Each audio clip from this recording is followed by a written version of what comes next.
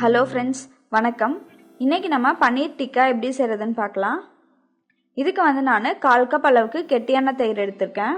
தயிரை வந்து ஒரு துணியில் போட்டு அதில் உள்ள தண்ணியெல்லாம் வடித்து 1/4 கப் அளவுக்கு எடுத்துக்கோங்க. இது கூடவே நம்ம 1 டேபிள் ஸ்பூன் அளவுக்கு கடலை மாவு, 1 டேபிள் ஸ்பூன் அளவுக்கு எண்ணெய், 1 டேபிள் ஸ்பூன் இஞ்சி பூண்டு விழுது, 1/2 டீஸ்பூன் உப்பு, கொஞ்சமாக மஞ்சள் தூள் சேர்த்துக்கோங்க, 1 டேபிள் ஸ்பூன் அளவுக்கு சிக்கன் மசாலா, 1 டீஸ்பூன் அளவுக்கு காஷ்மீரி ரெட் சில்லி பவுடர் சேர்த்துருக்கேன், 1/4 டீஸ்பூன் அளவுக்கு கரம் மசாலா சேர்த்துக்கோங்க. இப்போ வந்து நம்ம இது எல்லாத்தையும் நல்லா மிக்ஸ் பண்ணி வச்சுக்கலாம். இந்த அளவுக்கு நல்லா கெட்டியாக இந்த பேட்டர் ரெடி பண்ணி வச்சுக்கோங்க.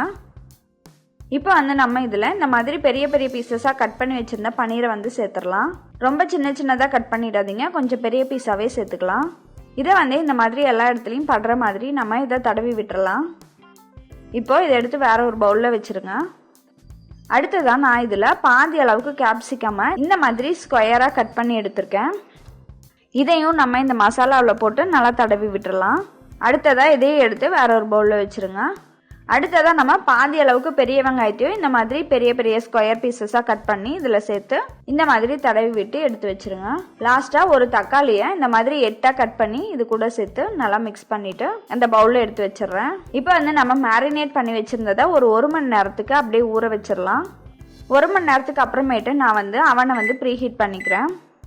கன்வெக்ஷன் மோடில் 200 டிகிரி செல்சியஸ் கொடுத்துட்டு ஸ்டார்ட் கொடுத்துருங்க. இப்போ பார்த்தீங்க அப்படின்னா அவன் வந்து 30 மினிட்ஸ் காமிக்கும். ஆனால் வந்து 3 to 4 மினிட்ஸ்லேயே வந்து நமக்கு பீப் சவுண்ட் வரும். அந்த மாதிரி பீப் சவுண்ட் வந்துச்சு அப்படின்னா 200 டிகிரி செல்சியஸ் ரீச் ஆயிடுச்சு அப்படின்னு அர்த்தம். ஆனால் டெம்பரேச்சர் பார்த்தீங்க அப்படின்னா 100 டிகிரி செல்சியஸ் தான் ரீச் ஆயிருக்கும். ஆனால் ஒரு சில அவனில் பார்த்தீங்க அப்படின்னா 200 டிகிரி செல்சியஸ் வந்து ரீச் ஆகுது. இது வந்து நீங்கள் அவன் தெர்மோமீட்டர் வச்சு செக் பண்ணி பாருங்கள்.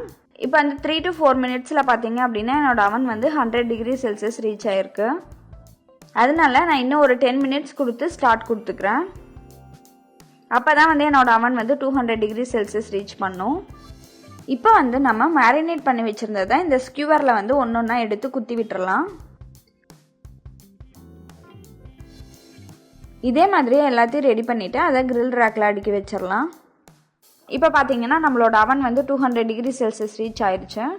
இப்போ வந்து நம்ம கிரில் ரேக்கை இதுக்குள்ளார எடுத்து வச்சிடலாம். அவனை வந்து க்ளோஸ் பண்ணிவிடுங்க. திருப்பியும் கன்வெக்ஷனில் 200 டிகிரி செல்சியஸ் கொடுத்துருங்க. அடுத்ததாக 15 மினிட்ஸ் கொடுத்துக்கோங்க. இப்போ வந்து நம்ம ஸ்டார்ட் கொடுத்துடலாம். இப்போ பார்த்தீங்க அப்படின்னா நம்மளோட பன்னீர் டிக்கா ஆல்மோஸ்ட் ரெடி ஆயிருச்சு. இப்போ வந்து நம்ம இதுக்கு மேலே கொஞ்சமாக எண்ணெய் தடவி விட்டுறலாம்.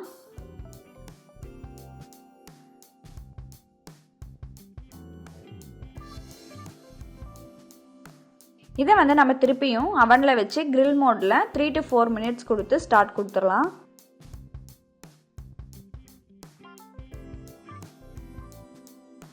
இப்போ பார்த்தீங்க அப்படின்னா ரொம்ப டேஸ்டியான பன்னீர் டிக்கா வந்து நமக்கு ரெடி ஆயிடுச்சு.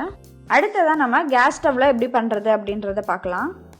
இதுக்கு வந்து நம்ம தோசைக்கல்லாம் நல்லா காய வச்சுக்கலாம். அப்படி இல்லைன்னா கிரில் பேன் இருந்துச்சுன்னா கிரில் பேன் கூட வச்சு நல்லா சூடு பண்ணிக்கோங்க. நான் வந்து 2 டீஸ்பூன் அளவுக்கு எண்ணெய் சேர்த்துருக்கேன். இதை வந்து நல்லா ஸ்ப்ரெட் பண்ணி விட்டுறலாம். இப்போ வந்து நம்ம ரெடி பண்ணி வச்சிருந்த டிக்காவை இந்த தோசைக்கல் மேலே எடுத்து வச்சிடலாம். இதை வந்து நம்ம இந்த மாதிரி எல்லா பக்கமும் திருப்பி வச்சு வேக வச்சுக்கலாம்.